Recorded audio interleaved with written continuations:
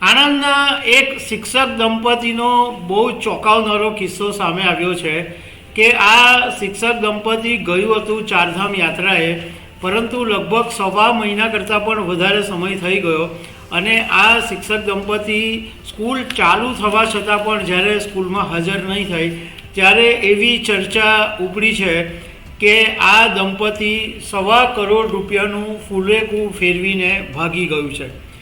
તો આના વિશે તમારી સાથે વાત કરીશ। મારું નામ રાજેશ શાહ છે અને તમે જોઈ રહ્યા છો ગુજરાતના સૌથી મોટા ડિજિટલ ન્યૂઝ પ્લેટફોર્મ ખબર છે.com। VTVના એક અહેવાલની અંદર એવું કહેવામાં આવ્યું છે કે આણંદ જિલ્લાના ઉમરેઠમાં એક દંપતી છે જેમાં પતિનું નામ મુકેશ પટેલ છે અને પત્નીનું નામ મનીષા પટેલ છે। આ બંને એક શાળામાં શિક્ષિકા તરીકે નોકરી કરે છે।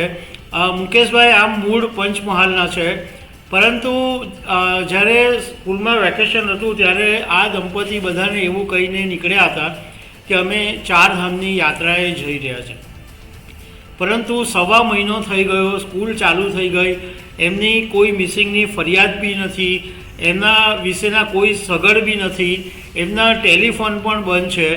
તો એવા સંજોગોની અંદર આણંદના ઉમરેઠમાં એવી ચર્ચા શરૂ થઈ છે કે આ જે દંપતી છે એ ₹1.25 કરોડનું ફૂલેકું ફેરવીને પોતાનો દીકરો જ્યાં કેનેડામાં સ્થાયી થયેલો છે ત્યાં દીકરા પાસે ભાગી ગયા હોવાની ચર્ચા શરૂ થઈ છે।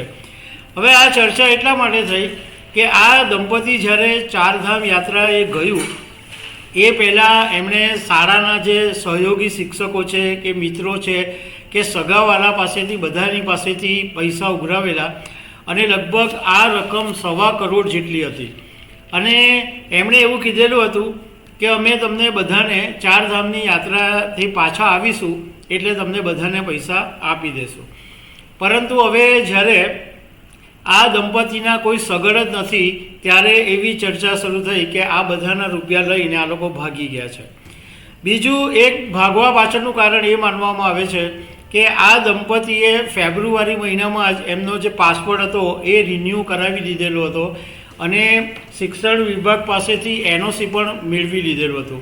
એટલે આખી એમની પ્રી પ્લાન હતો, એક યોજના જ હતી કે ખાલી ચારધામનો યાત્રાનું બહાનું કરી અને બધાની પાસેથી પૈસા લેવા અને પછી એ પૈસા લઈને કેનેડા ઉપડી જવું। એટલે કેનેડા પછી તપાસ કરવા કોણ આવવાનું છે। અત્યારે તો ઘણા બધા લોકોના પૈસા ફસાઈ ગયા છે, કારણ કે કોઈએ 5 લાખ, કોઈએ 10 લાખ એવી રીતના પૈસા આપ્યા છે, તો બધાના જ રૂપિયા અત્યારે ફસાઈ ગયા છે। તો દર્શક મિત્રો, આવી અનેક વાતો સાથે અમે તમને મળતા રહીશું। Thank you very much.